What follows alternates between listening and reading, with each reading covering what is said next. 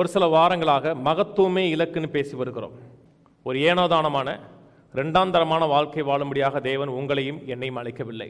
தேவன் இந்த பூமியிலே அவருடைய நாமத்தின் மகிமைக்காக நாட்டப்பட்ட நீதியின் விருட்சங்களாக நம்மை நாட்டியிருக்கிறார். அவருடைய நாமத்தின் மகிமைக்கு என்றால் அவருடைய குணாதிசயம் என்ன, தேவன் எப்படிப்பட்ட அவருடைய தன்மை என்ன என்பதை நம்முடைய வாழ்க்கையின் மூலமாக உலகம் தெரிந்து கொள்வதற்காக நம்ம இந்த பூமியில நாட்டி வைத்திருக்கிறான்னு சொல்லப்பட்டிருக்கிறது. அது வெளியே வர வேண்டுமென்றால் சில அறிவு நமக்கு அவசியம்.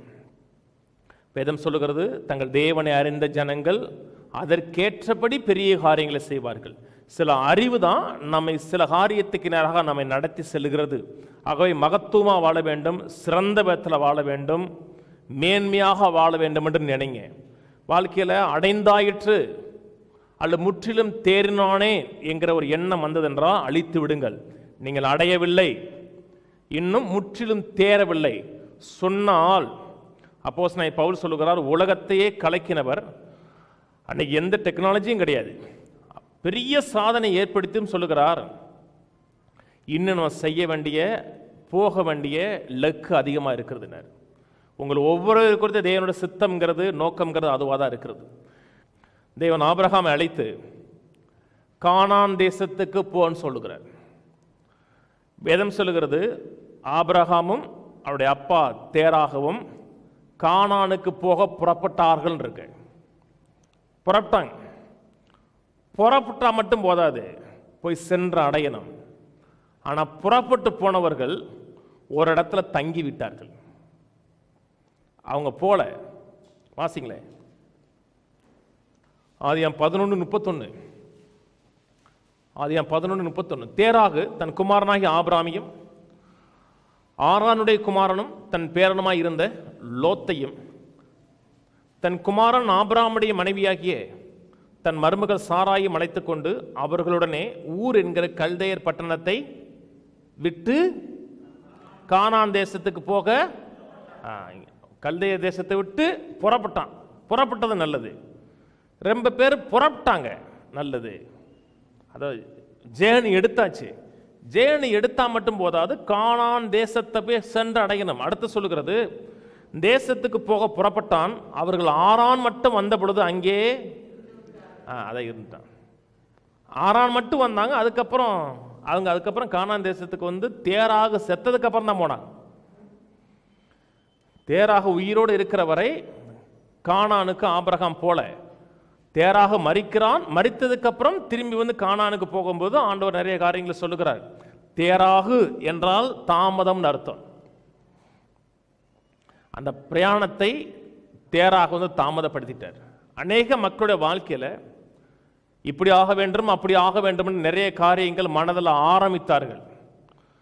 ஆரம்பித்தது மட்டும் போதாது, ஆரம்பித்ததை ஜெயமாக முடிக்க வேண்டும். ஆண்டவரை குறித்த ஒரு காரியம் என்னதென்றால், ஆண்டவர் ஆரம்பித்ததை பாதியிலே விடமாட்டார், அதை பூர்ணமாக முடிப்பார். இதே வாழ்றோம், இருக்கிறோம், பரவாயில்ல, வைத்த கழுவுறோம், அது வந்து தேவன் ஏற்படுத்தின ஒரு வாழ்க்கை கிடையாது. மகத்துவமாக இருக்கணும். உங்கள் வாழ்க்கை உலகத்தில் பேசப்பட வேண்டும். நீங்கள் வாழுகிற இந்த காலத்திலையும் சரி, இனி சரித்திரத்தில் எத்தனை யுகம் வந்தாலும் இயேசு வருகிற வரை நீங்கள் வாழ்ந்ததை உலகம் பேச வேண்டும் என்று கர்த்தர் விரும்புகிறார். நீங்க விரும்புறீங்களோ இல்லையோ, கர்த்தர் விரும்புகிறார். அவருடைய விருப்பம், அவருடைய கனவுடைய வாழ்க்கை நிறைவேற வேண்டும் என்றால் சில காரியங்கள் மனதில் ஆழமாக பதிய வேண்டும். உலகத்திலையும் சரி, வேதத்திலையும் சரி, சில வாழ்ந்த சரித்திர நாயகர்கள் அவர்கள் வாழ்ந்த காலத்திலையும் அதுக்கப்புறம் தொடர்ந்து வருகிற சரித்திரத்திலையும் ஒரு தாக்கத்தை, ஒரு மாற்றத்தை ஏற்படுத்தி விட்டு போனார்கள். அவர்கள் வாழ்க்கையெல்லாம் அந்த தாக்கத்தை ஏற்படுத்துவதற்கு 4 ஆவிக்குரிய காரியங்களை, கோட்பாடுகளை கடைபிடித்தார்கள் பேசி வருகிறோம். எவர்களையா? முதல் காரியம் கனவு, 2வது காரியம் தைரியம், 3வது காரியம் அவர்கள் தங்களுக்கு ஒரு டெஸ்டினி இருக்கிறது, ஒரு இலக்கு இருக்கிறது என்பதை ஒவ்வொரு நாளும் உணர்ந்தார்கள். 3வது காரியம்.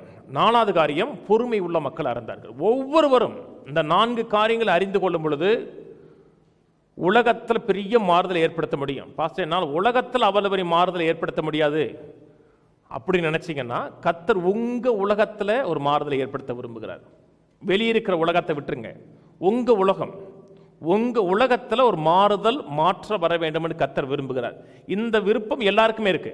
உலகம் மாறுதோ இல்லையோ, என் உலகம் மாறணும், என் வாழ்க்கை மாற வேண்டும் என்ற ஆசை ஒரு மனிதனாக இருந்தோம் என்றால் அந்த ஆசை எல்லாருக்குமே இருக்கு. உங்க உலகத்தில் மாற்றம் ஏற்பட்டு விட்டது அப்படி என்றால் அடுத்த ஸ்டேஜ் உலகத்துக்குள்ள போயிருவீங்க. ஒரு தடவை ஜெயிக்க ஆரம்பிச்சிட்டீங்கன்னா உங்களால் சும்மாவே இருக்க முடியாது. மேலும் மேலும் இந்த ஜெயத்தை அபிவிருத்தக்கூடிய தேவனுடைய எண்ணங்களும் சிந்தைகளும் உங்கள் வாழ்க்கையில் ஆளுகை செலுத்த ஆரம்பிக்கும். இன்னைக்கு எப்படி இருக்கீங்க முக்கியம் கிடையாது, ஆனால் நிச்சயமாகவே மாறும், மாற்றம் வரும் என்பதை மனதில் ஆழமாக நிறுத்துங்க. உலகத்தில் சாதித்தவர்கள், சாதனை எடுத்தவர்கள் யாருமே அவர்கள் சிறு வயதாக இருக்கும் பொழுது நான் இவ்வளவு பெரிய சாதனையை ஏற்படுத்துவேன் என்று அவங்க கனவு கூட காணல. அவர்களும் போனாங்க வந்தாங்க, ஆனால் போக போக போக அவங்க வாழ்க்கையில் மாற்றம் ஏற்பட்டு அவர்களுடைய வாழ்க்கையும் சரி, உலகத்திலையும் சரி, சரித்திரத்திலையும் மாறுதல் ஏற்படுத்தி விட்டு போனார்கள். நிக் விவிஜிக்னு ஒருத்தர் இருக்காரு, கேள்விப்பட்டது இல்லையா? நிக் விவிஜிக்ங்கிறது 2 கை 2 கால் இல்லாத ஒரு ஊழியக்காரர். 2 கையும் கிடையாது, 2 காலும் கிடையாது.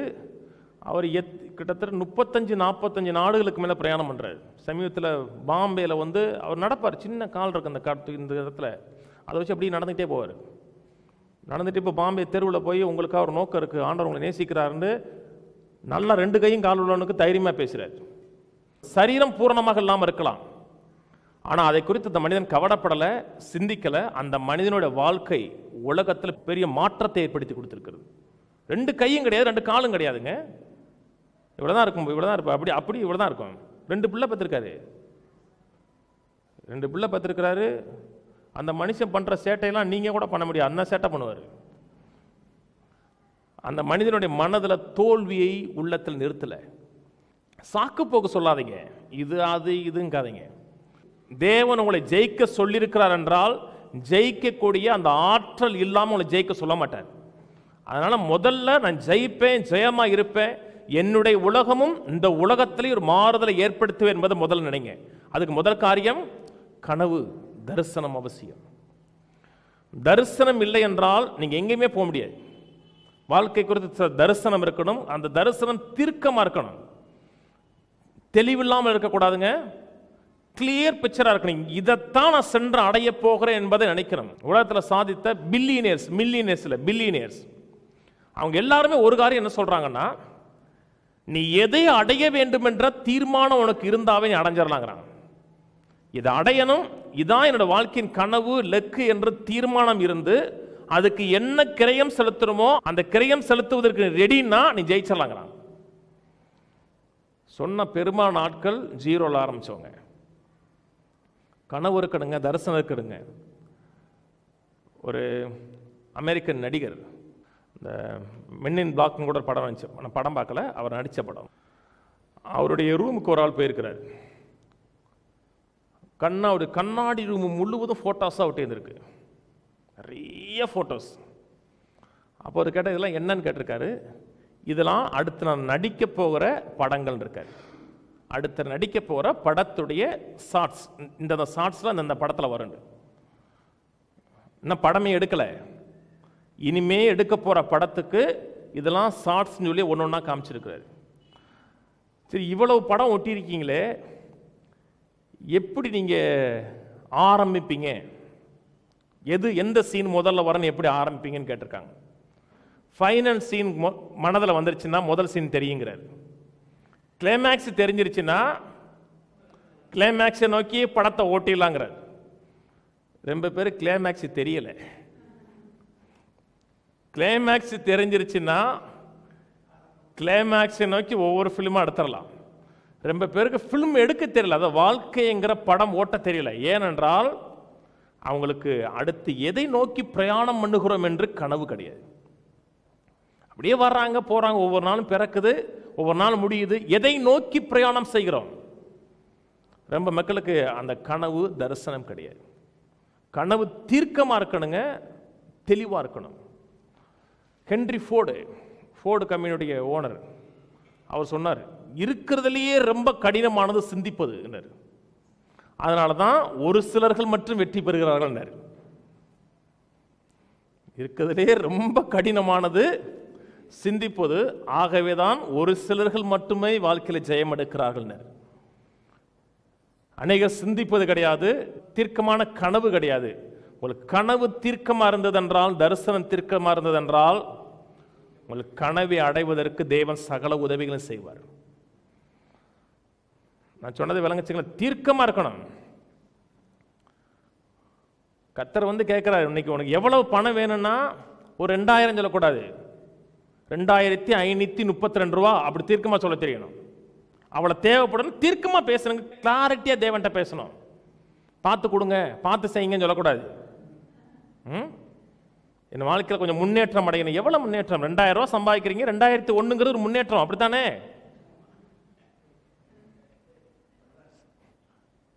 ஆண்டவரே நான் முன்னேறணும். எவ்வளவு முன்னேறணும்? 2100 முன்னேற்றம் தான். அது வந்து வேகான கனவு, தெளிவில்லாத கனவு. உங்களுக்கு கனவு வேகா இருக்கக்கூடாது, தெளிவில்லாமல் இருக்கக்கூடாது. தெளிவா இதை நோக்கி பிரயாணம் பண்றேன்னு தெரியணும். நான் சொன்னது புரியுதா? இதுக்கு முன்னாடி ஒரு தடவை சொன்னேன். John F Kennedy American president இருக்காரு. நிலவுல போய் அமெரிக்கன் கொடியை நாட்ட வேண்டும் என்று நாசா விண்கலத்தில் சொல்றாரு. எல்லாருக்குள்ளே அந்த கனவை உருவாக்கணும். அமெரிக்கன் கொடி முதல்ல போய் நிலவுல குத்தணும். அது முதல்ல என்ன செஞ்சாங்கன்னா, நாசா விண்கலத்துக்கு முன்னாடி வெளியே ஒரு பெரிய பிக்சர் வரைஞ்சிருக்காங்க. பெரிய பிக்சர் வரைஞ்சு நிலவுல போய் அந்த கொடியை நட்டது மாதிரி படத்தை வரைஞ்சிருக்காங்க. இன்னும் கொடி நாடவே இல்லை. கொடியை நாட்டுறதுக்கு முன்பாகவே உள்ள வர்றாமலே, வேலைக்கு வர்றான் பார்த்தீங்களா, வேலைக்கு வர்றவனே அந்த படத்தை பார்த்து தான் உள்ள போகணும். உள்ள படத்தை பார்த்துட்டு அமெரிக்கன் கொடி வந்து நிலவுல போய் குத்துவோம் என்று அந்த படத்தோடய பார்த்து போயிருக்கான். 2வது வருஷம் முடியும் போது நிலவுல மேலே குத்திட்டாங்க.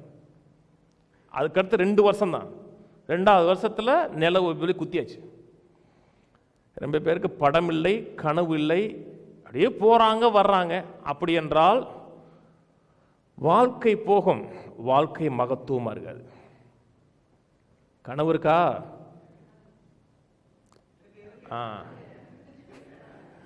கனவு இருந்தா மட்டும் போதாது, தீர்க்கமா இருக்கணும். கிளாரிட்டி. ஆண்டவர் சொன்னார், கனவை தீர்க்கமாய் வரையினர். கனவை வரைய சொல்லல, கனவை தீர்க்கமாய் வர. 1953 ஏல் யூனிவர்சிட்டியில் ஒரு பேட்ச் வெளியே போயிருக்கு. அவங்கள்ட்ட கேட்டிருக்காங்க, உங்கள் வாழ்க்கையின் கனவு என்ன, தரிசனம் என்னன்னு கேட்டிருக்காங்க. 3% மாணவர்கள் மட்டும் நான் இதை செய்வேன் அதை செய்வேன் அவங்க சொல்லியிருக்காங்க. 20 வருஷம் கழித்து திரும்பி கூடியிருக்காங்க. அவங்க 3% சொன்னால் பார்த்தீங்களா, அவன் மட்டும் சக்ஸஸாக இருந்திருக்கான். மற்றவங்க சர்வே பண்ணியிருக்காங்க, இவன் சக்ஸஸாக இருந்திருக்கான். கர்த்தர் நம்ம சர்வே பண்ண அழைக்கலைங்க, சக்ஸஸாக இருக்கணும். சக்ஸஸாக இருக்கிறது மட்டுமல்ல, கிரேட்னஸாக இருக்கணும், மகத்துவமாக இருக்கணும். பக்கத்தோடு சொல்லுங்க, தேவன் என்னை சர்வே பண்ணும்படியாக அழைக்கவில்லை, தலை தோங்கும்படியாக, உலகத்துக்கே ஆசீர்வாதமாக இருக்கும்படியாக தேவன் என்னை அழைத்திருக்கிறார். ஆமென். மனதில் நிறுத்துங்க. சபைக்கு வந்துட்டு அப்படியே தேய்ச்சிட்டு போயிட்டே இருக்கக்கூடாது. ஒரு மாற்றம் வரணும். ஒரு மாற்றத்தை என் வாழ்க்கை உலகத்தில் ஏற்படுத்த வேண்டும் விரும்புங்க. விரும்புறீங்களே? விரும்புங்க. படுத்தோம்னா அதே சிந்தை இருக்கணும். நான் கண்ணை மூடி படுக்கிறது ரொம்ப, அதாவது டீப் ஸ்லீப்பிங்கில் போகிறது ரொம்ப கம்மி. சும்மா படுத்திருந்தா கூட மைண்டில் எதாவது சிந்திச்சுட்டே இருப்பேன். ரொம்ப பேர் சிந்திக்கிறே கிடையாதுங்க. சிந்திப்பாங்க, வேற மாதிரி சிந்திப்பாங்க. ஏதாச்சும் தீர்க்கமாக இதை செய்யணும் அதை செய்யணும் என்று தீர்க்கமாக மனதில் சிந்திங்க. நான் வந்து சைக்காலஜி சொல்லிக் கொடுக்கலங்க, பைபிள் கோட்பாடு சொல்லித்தரேன். முதல் காரியம் கனவு, 2வது காரியம் தைரியம் இருக்கணும். அது என்னென்னு பேசுவேன், இன்னைக்கு அதான் பேசுவேன். 3வது காரியம் தங்கள் வாழ்க்கை குறித்த ஒரு டெஸ்டினி இருக்கிறதுங்கிற ஒரு சென்ஸ் இருக்கணும். சென்ஸ் ஆஃப் டெஸ்டினி இருக்கணும். தேவனை அறியாத மக்கள், இழந்து போன மக்கள் கூட நான் அந்த பூமியில் வாழ்வதற்கு ஒரு காரணம் இருக்கிறது என்பதை அறிந்திருக்கிறார். தேவனோட உறவு கிடையாது, ஐக்கியம் கிடையாது. ஆனால் அவருடைய உள் உணர்வில் நான் எதே ஒன்றை செய்வதற்காக, எதை ஒரு சாதிப்பதற்காக நான் பிறந்திருக்கிறேங்கிற அந்த சென்ஸ் ஆஃப் டெஸ்டினி தேவனை அறியாத மனிதனுக்கு இருக்கு. ஏன்னா அவனும் தேவனால் படைக்கப்பட்டவங்க, தேவனோட உறவு தான் இல்லை. ஆனால் அவனை படைக்கும் பொழுது ஒரு கனவோடு தான் பூமியில் விட்டார். நமக்கு மட்டும் தான் கனவு வைக்கலைங்க. ஒவ்வொரு கரு உருவாகும் முன்பாகவே அது உருவேற்படும் நாள் முதற்கொண்டு அப்படியே எழுதி வைக்கிறார். அந்த கனவை தேவனை அறியாத மனிதன் கூட தன்னுடைய அற்பமான தற்காலிகமான ஆசை மேலாக எனக்கு இன்னொரு நோக்கம் இருக்கு என்பதை அறிகிறான். தன்னுடைய திறமைக்கும் தன்னுடைய தகுதிக்கு அப்பாற்பட்ட விதத்தில் எதே ஒன்று செய்ய முடியாத நான் பிறந்திருக்கிறேன் என்பதை அவன் கூட அவனுக்கு தெரியுது. ஆனால் சபைக்கு போகிற மக்களுக்கு தெரியாது. அப்படி தெரிஞ்சாலும் உங்களை விட இருக்க விட மாட்டாங்க, அழிச்சிருவாங்க. அதை இங்கே சக்ஸஸாக இருந்தீங்கன்னா நீ பரலோகத்தில் சக்ஸஸாக இருக்க முடியாதுன்றாங்க. அவனை ஒன்றும்லாம் ஆக்கி அவனை ஒரு வேஸ்ட் பீஸாக மாற்றி சபை நாசமாக்கிருச்சு. நான் சந்தோஷமாக சொல்லலை, வேதனையாக தான் சொல்கிறேன். ஒரு தேவ மனுஷன் சொன்னாருங்க, உலகத்துக்கு ஆசீர்வாதமாக இருக்க வேண்டிய சபை உலகத்துக்கு கேடா மாறிடுச்சினர். உலகத்தின் பிரச்சனைக்கு பதில் யாருங்க? சபை தாங்க பதில். ஆனால் அநேக இடத்துல பதிலாக இல்லை, கேடா மாறிடுச்சு. பெரிய தரிசனத்தோடு கனவோடு வந்தால் கூட அந்த கனவை அழிச்சிருவாங்க. தேவன் அறியாத மனிதனுக்கே ஒரு சென்ஸ் ஆஃப் டெஸ்டினி இருக்கு என்றால், தேவனால் பிறந்தவர்கள் தேவனுடைய வித்தை உடையவர்கள் என்றால் கட்டாயம் ஒரு சென்ஸ் ஆஃப் டெஸ்டினி உங்களுக்கு இருக்கணும். இன்னைக்கு இருக்க தற்காலிகமான ஆசையை காட்டலாம், இது பெரிய ஒரு நோக்கம் இருக்கிறது, திட்டம் இருக்கிறது, உணர்வு ஒவ்வொரு நாளும் உங்களுக்கு உந்தி தள்ளிக்கொண்டே இருக்கணும். 4வது காரியம் பொறுமை. எவ்வளவு இழப்புகள், ஏமாற்றங்கள், தோல்வி அடைஞ்சா கூட அந்த இடத்திலே தங்கி விழுந்து விடக்கூடாது. தோல்வியே அடைந்தாலும் நான் தோல்வி அல்ல என்பதை மனதில் நிறுத்தணும். என் வாழ்க்கையில் சில தோல்விகளை சந்திருக்கலாம், சில பின்னடைவுகளை சந்திருக்கலாம், ஆனால் நான் தோல்வி அல்ல என்பதை மனதில் நிறுத்தணும். காயப்பட்டிருக்கலாம், காயப்படுத்தியிருக்கலாம், பலர் மக்களை காயப்படுத்தியிருக்கலாம், வகை சொற்கள் சொல்லியிருக்கலாம். அதையே சிந்திச்சு யோசிக்காம இதெல்லாம் மேற்கொண்டு வெளியே வருவேன் என்பதை மனதில் நிறுத்தணும். ரொம்ப மக்கள் ஏதாச்சும் ஒரு இடத்துல விழுந்துட்டாங்க வச்சுங்களேன், அங்கேயே கிடப்பாங்க. சைக்கிள் ஓட்டுறோம், பைக் ஓட்டுறோம், கீழே விழல. எத்தனை விழுந்துருக்கேன்? சாயங்காலம் 6 மணிக்கு விழுந்துட்டீங்க, மறுநாள் காலைல 10 மணிக்கு அதனே கிடப்பீங்க. என்ன நேற்று விழுந்தீங்க? இல்லை நான் ஏன் விழுந்தேன்னு எனக்கு தெரியல, அதுதான் யோசிச்சுட்டே இருக்கேங்களா? நீங்கள் போங்க, நான் எதுக்கு விழுந்தேன், எப்படி விழுந்தேன், நைட்டு ஃபுல்லாக யோசிச்சுட்டே இருக்கேன் அப்படியே சொல்கிறீங்க. பட்டுன்னு சுற்றி பார்த்து எந்திரிக்கல. முதல்ல விழுந்த உடனே என்ன பண்ணுவோன்னா சுற்றி பார்ப்போம், படக்கு எந்திரிச்சு போல. அப்போ அதே மாதிரி தான் வாழ்க்கையும். ஒரு இடத்துல விழுந்தா கூட அதையே சிந்திக்காம யோசிக்காம தொடர்ந்து முன்னேறி போக வேண்டும் என்பதை மனதில் நிறுத்துங்க. முதல் காரியம் கனவு, 2வது காரியம் தைரியம், 3வது காரியம் சென்ஸ் ஆஃப் டெஸ்டினி, ஒரு மகத்துவத்தின் உணர்வு உள்ள மக்களாக இருக்கணும். 4வது காரியம் பொறுமை உள்ள மக்களாக இருக்கணும். இன்னைக்கு தைரியத்தை பேசுவேன். தைரியத்தை எப்படி அபிவிருத்தி பண்ணுவது, தைரியத்தை எப்படி பில்டப் பண்ணுவது, அதை கட்டி எழுப்புவது என்பதை குறித்து பேசுவேன். தைரியம் முக்கியங்க. வாழ்க்கையில் எந்த ஜெயம் எடுத்தாலும் நீங்கள் எந்த ப்ரொஃபஷனல் இருந்தாலும், டீச்சராக இருந்தாலும் சரி, லாயராக இருந்தாலும் சரி, ஒரு பிரசங்கராக இருந்தாலும் சரி, தைரியம் இல்லை என்றால் காரியங்களை ஜெயமாக செய்ய முடியாது. தைரியம் ரொம்ப முக்கியம். எபிரேயர் 10 சொல்லுகிறது, அதிக பலனுக்கு ஏதுவான உங்கள் தைரியத்தை விட்டு விடாதீர்கள், அதிக ரிவார்டுக்கேற்ற உங்கள் பலனை விட்டு விடாதீர்கள். தைரியத்தோடு என்ன இருக்கு என்றால் ரிவார்டு இருக்கிறது, பலன் இருக்கு, ப்ராஃபிட் இருக்கிறது. தைரியத்தை எப்படி கட்டி எழுப்புவது என்று சொல்வதற்கு முன்பாக தைரியத்தை குறித்து ஒரு சில காரியங்கள் சொல்கிறேன். போன வாரம் ஒரு காரியம் சொன்னேன், தைரியம் வேற கர்வம் வேறன்னு சொன்னேன். போன வாரம் அதான் கடைசியில் முடித்தேன். தைரியம் வேற கர்வம் வேற. இன்னைக்கு நிறைய சபைக்கு போகிற மக்கள் தைரியத்தை கர்வம் என்று நினைக்கிறதுனால தைரியமே இல்லாமல் போயிட்டாங்க. சில காரியத்தை தைரியமாக சொல்லுவாங்க, நான் இப்படியாவே அப்படியாவே அதாவே ஆண்டவருடைய அனுகூலத்தினால ஒத்தாசையினால இதாவே அதாவேன்னு சொன்னீங்கன்னா, ஏன்ப்பா அவனுக்கு ஆணவத்தில் ஆடுறேம்மா சொல்லி பாருங்க. ஆணவத்தில் ஆடாதரா, ஆணவத்தில் ஆடினவன் எவனுமே நல்லா ஆடாமா.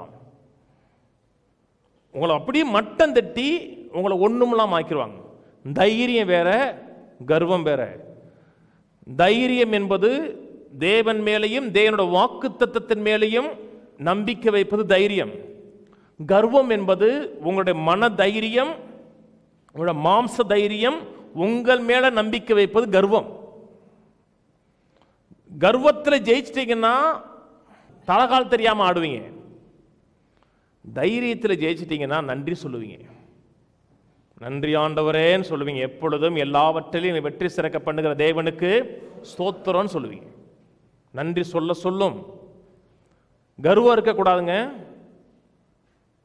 தைரியம் இருக்கணும். 1 யோவான் 5:14-15 சொல்லுகிறது, நாம் எதையாயிலும் அவருடைய சித்தத்தின்படி கேட்டால் அவர் நமக்கு செவி கொடுக்கிறார் என்று அவரை பற்றி நாம் கொண்டிருக்கிற தைரியம். எதையாயிலும் சித்தத்தின்படி கேட்கிறேன், அவருடைய வசனத்தின்படி கேட்கிறேன், அவருடைய வார்த்தையின் அடிப்படையில் கேட்கிறேன் என்றால் அவர் எனக்கு செவி கொடுக்கிறார் என்று நான் அறிந்திருக்கிறேன். அறிந்திருக்கிறேன் என்றால் நான் கேட்டவைகளை பெற்றுக்கொண்டேன் என்றும் அறிந்திருக்கிறேன். ஜெபிக்கிறீங்களா? ஒரு காரியத்துக்காக, சுகத்துக்காக ஜெபிக்கிறீங்க, வெற்றிக்காக ஜெபிக்கிறீங்க, கடன் எல்லாம் அடைக்கப்பட வேண்டும் ஜெபிக்கிறீங்க. ஜெபிச்ச உடனே என்ன இருக்கணும்? கட்டாயம் கடன் அடைக்கப்படும், வியாதி தீரும், இல்லாமை மாறும், தரித்திரம் போகும் என்கிற ஒரு கான்பிடன்ட் இருக்கணும். அதான் தைரியம். ஏன் தைரியங்கிறது தேவன் மேலேயும் அவருடைய வார்த்தையின் மேலே சித்தத்தின் மேல் இருக்கிறது. எதையாகிலும் அவருடைய சித்தத்தின்படி கேட்டார் என்றால், அவருடைய வார்த்தையின்படி கேட்டால் அவர் எனக்கு செவி கொடுக்கிறார் என்று அவரை பற்றி நாம் கொண்டிருக்கிற தைரியம். அதுக்கப்புறம் கண்ணீர் விடக்கூடாது, அதுக்கப்புறம் குறை சொல்லக்கூடாது, அதுக்கப்புறம் கவலைப்படக்கூடாது. எப்படி இருக்கீங்க? ஜெபம் பண்ணிருக்கோம். அது தைரியம் இல்லை, அது கோலத்தனம். இயேசு ஜெபிச்சார் இல்லையா? பிதாவே எப்பொழுதும் என் ஜெபத்துக்கு பதில் கொடுத்தபடியால் சோத்திரன். அது தைரியம். மதவாதி அதை கர்வமா பார்ப்பான், தேவன் அதை தைரியமா பார்க்கிறார். தைரியம் என்றால் அவர் மேல வைத்திருக்கிற தைரியம். அவர் மேல தைரியம் இருக்கா? அந்த வார்த்தையின் மேல தைரியம் இருக்கா?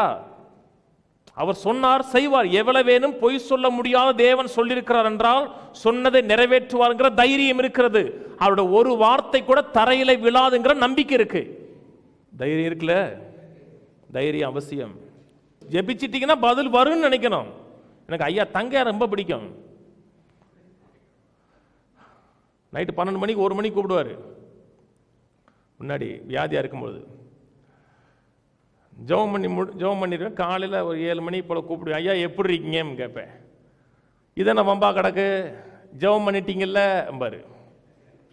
கரெக்டான வார்த்தை, அது நெத்தியில் அடிக்கிற மாதிரி. நைட்டு ஜெபம் பண்ணல, அப்புறத்துக்கு உனக்கு சந்தேகம். நைட்டு ஜெபம் பண்ணிட்டாவே நான் சரியாயிருவேன்ல. அதாங்க போல்னஸ்ங்கிறது.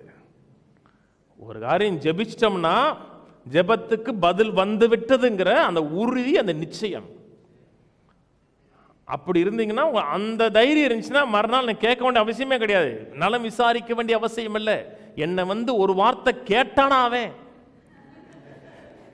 கேட்க கூடாது, எட்டி பார்த்தானா பார்க்க கூடாது. நீங்க எந்திரிச்சிடணும். இன்னைக்கு அது மக்களுக்கு பிரச்சனைங்க. நான் படுத்து கிடந்தேனே 4 பேர் எட்டி பார்த்தீங்களா? பார்க்கவே கூடாது. நான்லாம் இருந்தா சொல்லவே மாட்டேங்க. சரீர பலவீனம் இருக்குதுன்னா வெளியே சொல்லவே மாட்டேன். என்னை பார்த்து 4 பேர் பரிதாபப்படுவதை நான் விரும்புவதே கிடையாது. பரிதாபப்படவே கூடாதுங்க. தைரியம் தேவன் மேலேயும் தேவனோட வாக்குத்தத்தத்தின் மேலே தைரியம் இருக்கணும். நீதிமொழிகள் சொல்லுகிறது, கர்த்தருக்கு பயந்தவர்களுக்கு திட நம்பிக்கை இருக்குன்றிருக்கு. கர்த்தருக்கு பயந்தவர்களுக்கு திட நம்பிக்கை, அது தைரியம். ஆங்கில பைபிளில் கான்ஃபிடென்ட் இருக்கும். கர்த்தருக்கு பயந்தவர்களுக்கு திட நம்பிக்கை உண்டு. கர்த்தருக்கு பயப்படுறோமா? கர்த்தருக்கு பயப்படுறோம்னா என்ன? மரியாதை கொடுக்கிறது, ஹை ரெஸ்பெக்ட் கொடுக்கிறது. அப்படி கொடுக்கிறவர்களுக்கு திட நம்பிக்கை இருக்கும். ஒருவேளை பாவம் செய்கிறோம், ஒருவேளை தவறு செய்கிறோம், அப்படி செஞ்சா கூட கர்த்தர் உங்களை நேசிக்கிறார். கர்த்தருடைய அன்பை உங்கள் வாழ்க்கையிலிருந்து எடுப்பதே கிடையாது. உங்களை நிபந்தனையற்றவற்ற தேவன் நேசிக்கிறார். தவறு செஞ்சாலும் நேசிக்கிறாருங்க, தப்பு செஞ்சாலும் நேசிக்கிறார், பாவம் செஞ்சாலும் நேசிக்கிறார். ஆனா நீங்க பாவம் செஞ்சீங்கன்னா உங்க தைரியம் போயிடும், அவர் நேசிப்பார். நான் சொன்னது விளங்குச்சிங்களா? உங்களுடைய போனஸ் போயிடும், தைரியம் குறைஞ்சிருங்க. அதனாலதான் கர்த்தருக்கு பயந்தவர்களுக்கு மரியாதை கொடுக்கிறவனுக்கு தைரியம் இருக்கும். கர்த்தருக்கு மரியாதை கொடுக்குறோம், கர்த்தருடைய வார்த்தைக்கு மரியாதை கொடுக்கும், தானா தைரியம் வருங்க. கடவுளுக்கு கிருபையினால 5000 பேர் இருந்தால் கூட என்னால் பேச முடியும். ஒரு காலத்தில் 2 பேருக்கு சாட்சி சொல்லணும்னா எனக்கு தொடர் நடுங்குங்க. தொடர்னா அப்படி லிட்டரலாக நடுங்கிருக்கு. முதல்ல ஒரு இடத்துல பிரசங்கம் பண்ண, ஒரு வீட்டு கூட்டம், மதுரை எல்லிஸ் நகரில் ஒரு மாடியில்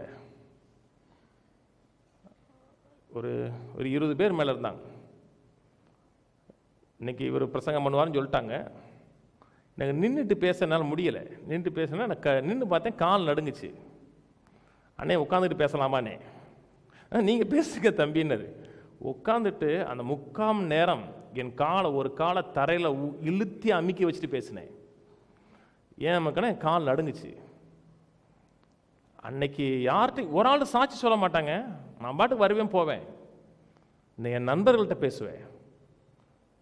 இன்னைக்கு இந்த தைரியத்தை கொடுத்தது அவர் மேலுக்கு மரியாதை, மகத்துவம், என் வாழ்க்கையிலிருந்து அழைப்பு. தைரியம் ரொம்ப முக்கியங்க. தைரியத்தை அபிவிருத்தி பண்ணணுமா? இப்பதான் பிரசங்கத்துக்கே வர்றாமுங்க. இன்னைக்கு பேச பிரசங்கம் இனிமே தான் ஸ்டார்ட் பண்ண போறோம். தைரியத்தை அபிவிருத்தி பண்ணி கட்டி எழுப்பணுமா? முதல் காரியம், நீங்க எதை காண்கிறீர்கள், எதை உற்று நோக்கிறீர்கள், உங்கள் கண்ணோட்டம் எப்படிப்பட்டது என்பதை அறிந்து கொள்ள வேண்டும். மனதின் சிந்தனைகள், எண்ணங்கள் உங்கள் மாம்சிகமான உங்கள் செயல்கள் மேல் இருக்கிறதா, கிறிஸ்துவுக்குள்ளாக தேவன் ஏற்படுத்தியிருக்கிற அந்த புதிய அடையாளத்தின் மேல் இருக்கிறதா என்பதை ரொம்ப செக் பண்ணுவது ரொம்ப முக்கியம். கவனிச்சே வாங்க. உங்கள் மாம்ச குறைபாடுகள், மாம்ச பலவீனங்கள், மாம்ச குறைகள், இதிலேயே கவனம் இருந்ததென்றால் உங்கள் தைரியம் போக ஆரம்பிச்சிடும். ஏன்னா மாம்சத்தில் நன்மை ஒன்றும் இல்லை. நான் எதை சரியா செஞ்சேன், எதை சரியா செய்யலை என்று என்னுடைய மாம்சிகமான தற்காலிகமான அடையாளத்தின் மேல நம்பிக்கை வைக்காமல் நித்திய அடையாளத்தின் மேல நம்பிக்கை வைத்து, என் கண்கள் நித்திய அடையாளத்தின் மேல இருந்ததென்றால், என் கண்ணோட்டம் நித்திய அடையாளத்தின் மேல இருந்ததென்றால் தைரியம் வர ஆரம்பிச்சிடும். எனக்கு தற்காலிக அடையாளம் ஒன்று இருக்கிறது, நித்திய அடையாளம் ஒன்று இருக்கிறது. தற்காலிக அடையாளங்கிறது நான் இந்தியன், 2வது தமிழன், அதுக்கப்புறம் தென் தமிழகத்தை சேர்ந்தவன். இது எனக்கு தற்காலிகமான அடையாளம். என்னுடைய நித்திய அடையாளங்கிறது நான் தேவனுடைய பிள்ளை, நீதிமான், பரிசுத்தவான், தேவனுடைய சுதன், ஏக சுதன் இல்ல, சுதன், தேவனுடைய சுதன். இது நித்திய அடையாளம். என்னுடைய தற்காலிகமான அடையாளம் கொஞ்ச நாள்ல மாறிடும், ஆனால் நித்திய அடையாளம் மாறவே மாறாது. என்னுடைய தற்காலிகமான அடையாளத்தை நான் உற்று நோக்கி கொண்டே இருந்தேன் என்றால் தைரியம் போயிடும். ஆனால் நித்திய அடையாளம் உள்ள நான் என்னவா இருக்கிறேன், கிறிஸ்துவுக்குள்ள என்னவா இருக்கிறேன்னு அதை உற்று நோக்கிறேன் என்றால் எனக்கு வெளியே தைரியம் வர ஆரம்பிச்சிடும். நான் சொன்னது விளங்குச்சுங்களா? நான் இந்த ஊருக்காரன், அந்த ஊருக்காரன், கிராமத்துக்காரன், பட்டிக்காட்டுக்காரன், அது தற்காலிகமான அடையாளம். என்னோட நித்திய அடையாளங்கிறது நான் தேவனுடைய பிள்ளை, நீதிமான், தேவனால் பிறந்தவன். இது நித்திய அடையாளம். இந்த நித்திய அடையாளத்தை காண காண எனக்கு தைரியம், போல்னஸ் வர ஆரம்பிக்கும். நாங்கள் 13 திருப்போம் கவனிங்க. இந்த சபையில் வந்தீங்கன்னா டீச் பண்ணுவோம், ப்ராப்பர் டீச்சிங் கொடுப்போம். உற்சாகமூட்டி பேசுறதுக்கு இல்லை. உற்சாகமூட்டி பேசணும்னு போனோம் கீழே மறந்துடுவோம். என்னத்தை உற்சாகமூட்டினாரே தெரியாது. உற்சாகமூட்டியும் பேசுவேன், டீச் பண்ணுவேன். அதான் முக்கியம். அதாவது அதான் டீச் பண்ணால் தான் உங்கள் மனதில் உள்ள நிற்கும். 13:29 அமலேக்கர் தென்புறமான தேசத்தில் குடியிருக்கிறார்கள். ஏத்தியரும் எபூசியரும் எமோரியரும் மலைநாட்டில் குடியிருக்கிறார்கள். கானானியர் கடல் அருகையும் யோர்தான் அண்டையிலும் குடியிருக்கிறார்கள் என்றார்கள். அப்பொழுது காலேப் மோசேக்கு முன்பாக ஜனங்களை அமர்த்தி, நாம் உடனே போய் அதை சுதந்தரித்துக் கொள்வோம், நாம் அதை எளிதாய் ஜெயித்துக் கொள்ளலாம் என்றான். காலேப் சொல்லுகிறான், உடனே போலாம், நாம் அதை எளிதா ரொம்ப ஈஸியா ஜெயிச்சிடலாங்கிறான். இது கர்வமா? இது தைரியம். இது கர்வத்தில் பேசல. கர்வத்தில் பேசினான்னா நமக்கு அவனுக்கு இருக்கிற காட்டில் ராணுவ பலம் நிறையா இருக்கு, குதிரை படம் நிறையா இருக்கிறது, அவனுக்கு இருக்க பீரங்கியை காட்டில் நமக்கு இருக்க பீரங்கி நிறையா இருக்கு, அதனால ஜெயிச்சிடலாம்னு சொன்னான்னா அது கர்வம். இவெல்லாம் கிட்டத்தட்ட பல ஆண்டுகளாக யுத்தமே தெரியாதவன், ஆடு மேய்ச்சவன், சிங்கச்சூழல் வேலை பார்த்தவன் அத்தனை பேரும். இவனுக்கு யுத்த பழக்கம் கிடையாது. அப்படி இருந்தும் லேசா ஜெயிச்சலான்னு ஏன் சொல்றான் என்றால், தேவன் கூட இருக்கிறார் என்பதை காண்கிறான். தேவன் கூட இருக்கிறார் காண்கிறான். தேவன் வெளியே கொண்டு வந்தார் என்றால் உள்ளே கொண்டு போய் சேர்ப்பார் என்பதை தன்னை ஜெயிக்கிறவனா காண்கிறான். தேவனுடைய வாக்கு தத்தத்தின் மேல அவனுக்கு தைரியம். இந்த தேசத்தை உனக்கு கொடுத்தேன் தேவன் சொன்னார் பார்த்தீங்களா, அதன் மேல தைரியம். இது மாம்ச தைரியம் அல்ல, மாம்சத்தில் வருகிற கர்வம் அல்ல. தேவன் மேலையும் தேவனுடைய வாக்கு தத்தத்தின் மேலையும் சொன்னவர் கூட இருந்து காரியங்களை ஜெயமாக முடித்து கொடுப்பார் என்று காண்கிறான். தன்னை தனியா பார்க்கல, தேவனோடு பார்க்கிறான். தன்னை தனித்து விடப்பட்ட மக்களா பார்க்கலங்க, தேவனோடு இணைந்து செயல்படுகிற மக்களா பார்த்தா. உங்களை எப்படி காண்கிறீர்கள் என்பதான் உங்க தைரியத்துக்கு முக்கியமான காரியம். நீங்க தனியா இல்லை. புரியுதா? கீழே வாசிப்போம். அவனோட கூட போய் வந்த மனிதரோ, நாம் போய் ஜனங்களோட எதிர்க்க நம்மாலே கூடாது, அவர்கள் நம்மை பார்க்கலும் பலவான்கள் என்றார்கள். நாம் போய் சுற்றி பார்த்து வந்த தேசம் தன் குடிகளை பட்சிக்கிற தேசம். நாங்கள் அதில் கண்ட ஜனங்கள் எல்லாரும் மிகவும் பெரிய ஆட்கள். அங்கே ராட்சச பிறவியான ஏனாக்கின் குமாராகிய ராட்சசரையும் கண்டோம். நாங்கள் எங்கள் பார்வைக்கு வெட்டுக்கிளியை போல இருந்தோம், அவர்கள் பார்வைக்கும் அப்படியே இருந்தோம் என்று சொல்லி, இப்படி இஸ்ரவேல் புத்தருக்குள்ளே தாங்கள் சுற்றி பார்த்து வந்த தேசத்தை குறித்து துர்ச்செய்தி பரம்ப செய்தார்கள். இவன் சொல்றான், அவர்கள் பெரிய ராட்சசரா இருக்கிறார்கள், நாங்கள் வெட்டு கிளியை போல பூச்சி மாதிரி இருக்கிறான். அவனை ராட்சசனா பார்த்தான், தன்னை பூச்சியா பார்த்தான். உங்களை நீங்கள் எப்படி பார்க்கிறீர்களோ அப்படித்தான் நீங்கள் செயல்படுவீர்கள். உங்களுடைய செயல்கள் என்பது நீங்கள் எதை காண்கிறீர்களோ அதனுடைய வெளிப்பாடு அவர்கள் தான் உங்கள் செயல். உங்கள் கண்ணோட்டத்தின் விளைவாக வரக்கூடியதான் உங்கள் செயல்களை தவிர செயல்கள் முதல்ல வருவது கிடையாது. அவன் சொல்றான் எளிதா ஜெயிக்கலாங்கிறான். ஏன் ஜெயிக்கலாம்னு சொல்றான்? தேவன் தன்னோடு இருக்கிறார் என்பதை பார்க்கிறான். இவன் தேவன் தன்னோடு இல்லாததை போல பார்க்கிறான். நான் சொன்னது, தேவன் தன்னோடு இருந்து சொன்னதை நிறைவேற்றுவார் என்று இவன் பார்க்கல. எல்லாம் கவனிங்க. தேவன் பெரியவரா? தேவன் மகத்துவமானவரா? அவரால் செய்யக்கூடாத அதிசயமான காரியம் ஒன்றும் இல்லையா? கர்த்தரை சொல்ல ஆகும் கட்டளை நிற்கும். தேவனால் எல்லாம் கூடும்.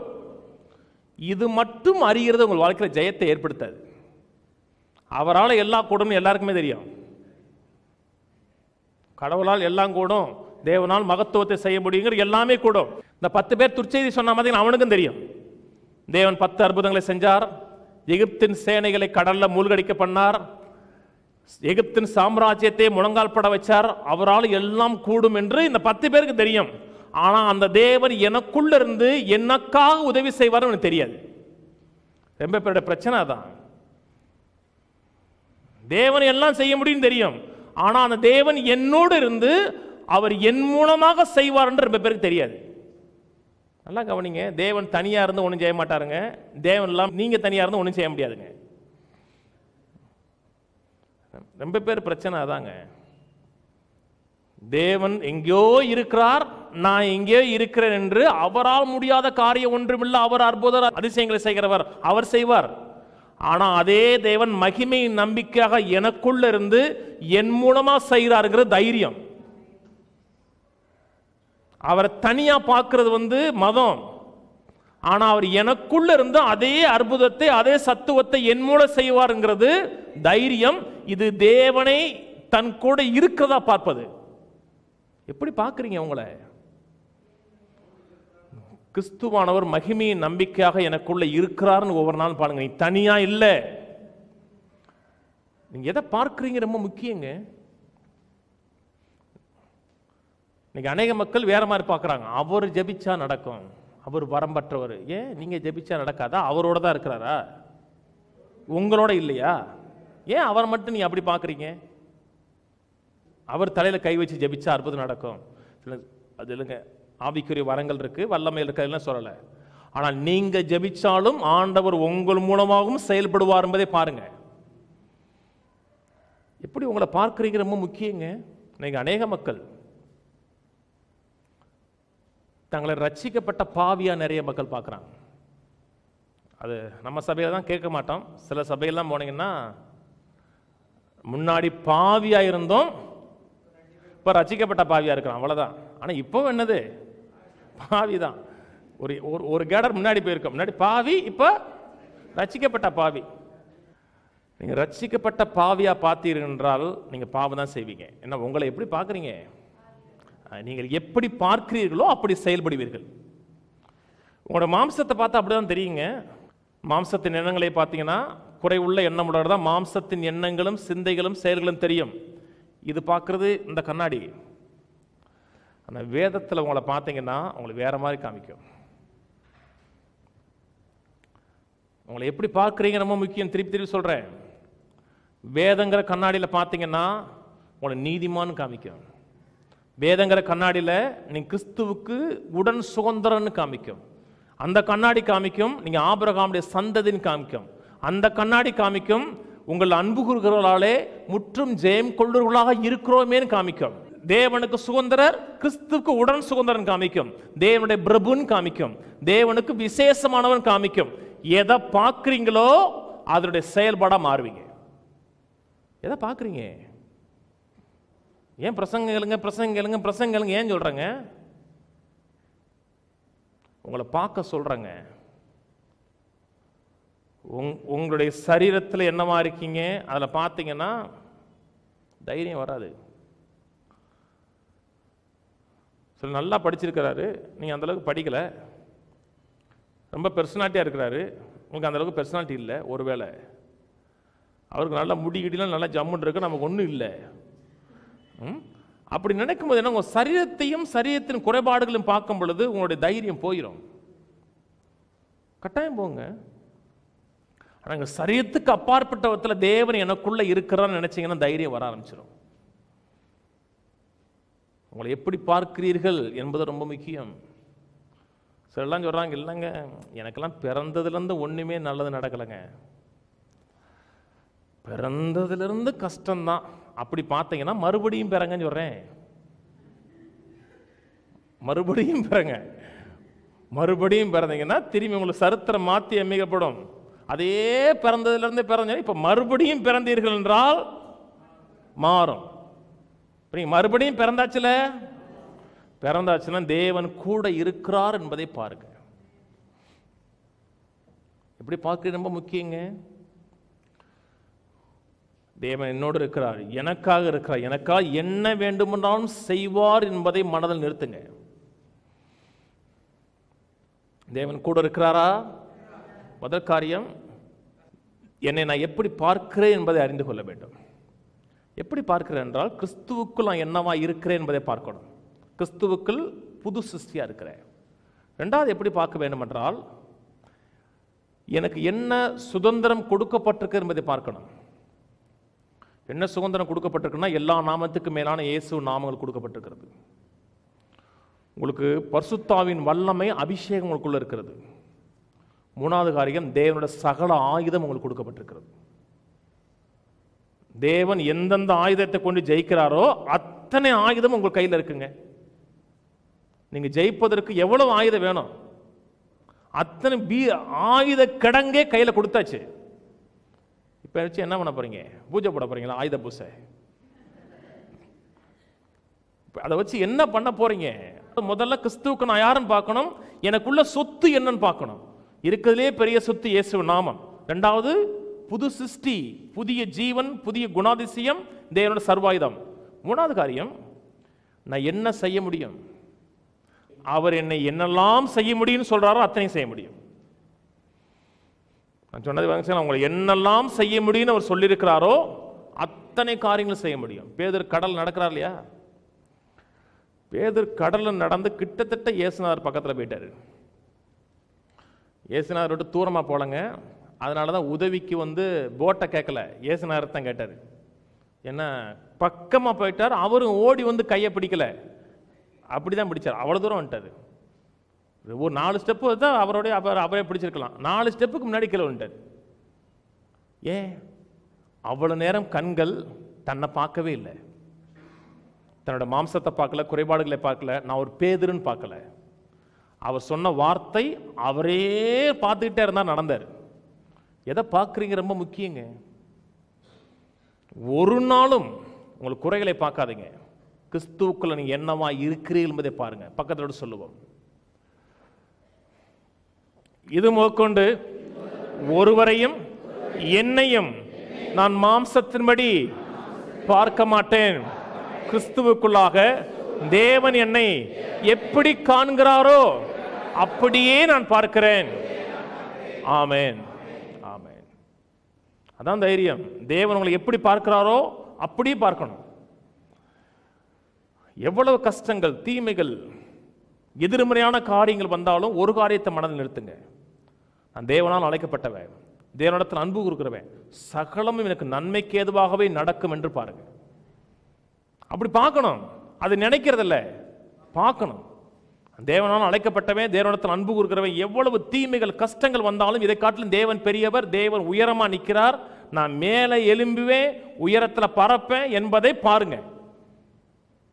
தோல்வியை பார்க்காதீங்க. வாழ்க்கையில் ஜெயித்த அத்தனை பேரும் தேவன் தன்னோடு இருக்கிறார் என்பதையும் தேவனுடைய மகத்துவமான செயல்கள் தங்களோட இருக்கிற மீது உணர்ந்தவர்கள். முதல் காரியம் என்ன? தைரியத்தை அபிவிருத்தி பண்ணுவதற்கு உங்களை எப்படி காண்கிறீர்கள் என்பது முக்கியம். மாம்சத்தில் என்னவா இருக்கிறீர்கள் என்பது உங்கள் அடையாளம் அல்ல.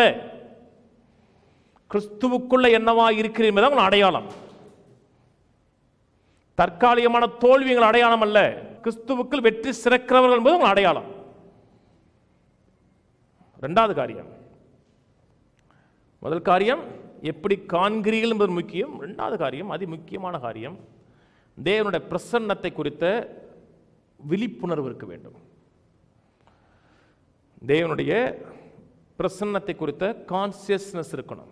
நான் தனியா இல்லை, தேவன் என் கூட இருக்கிறார் என்கிற தேவனுடைய வெளிப்படுகிற பிரசன்னத்தை குறித்த விழிப்புணர்வு இருக்கணும்.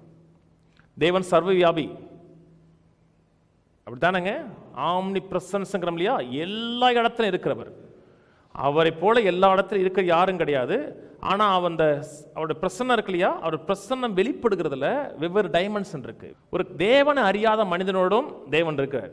கவனிச்சுட்டு வாங்க. தேவன் அறியாத மனிதன் இருக்கான் இல்லையா? அவனோடையும் தேவன் இருக்கிறார். உங்களோட இருக்கிற விதமா இல்லை. உங்களுக்குள்ள கிறிஸ்துவானவர் மகிமையின் நம்பிக்கையா இருக்கிற அப்படி இல்லை. அவன் கூட இருக்கிறான். அவன் செய்கிற அத்தனை காரியம் அவருக்கு தெரியும். தெரியுமா தெரியாதா? ஒயின் ஷாப்ல உட்காந்துருக்க தெரியாதா? அவருடைய பார்வைக்கு மறைவானது ஒண்ணுமே கிடையாது. எல்லா இடத்திலும் இருக்கிறாருங்க. சங்கீதக்காரன் சொல்றான், நான் நரகத்துக்கு போனாலும் அங்கே இருக்கிறீங்கிறான், பாதாளத்துக்கு போனேன் அங்கே இருக்கிறீர், நான் மேலே போனேன் அங்கேயே இருக்கிறீர், உமக்கு மறைவான எங்கே போவேங்கிறான். கடவுள் விட்டு ஓடிடலாம். அப்படியே அமேசான் காட்டுக்குள்ள ஓரமா போய் ஒரு மூலையில் ஒரு புளிய மரத்து கீழே உட்காந்தீங்கன்னா என்ன பண்ற பாரு.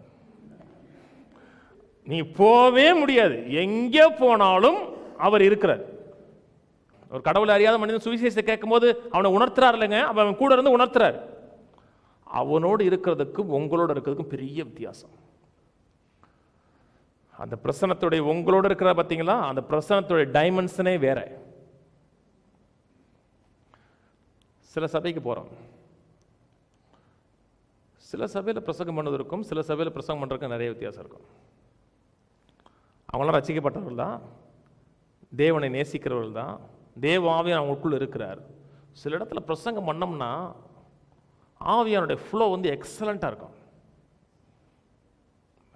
அது பாட்டு வந்துக்கிட்டே இருக்குங்க. சில இடத்துல போனோம்னா செவத்துட்டு பேசுகிற மாதிரி இருக்கும், பேசணுமாங்கிற மாதிரி இருக்கும். அப்போ அவங்களுக்குள்ள ஆவியானவர் இருக்கிறார் இல்லையா?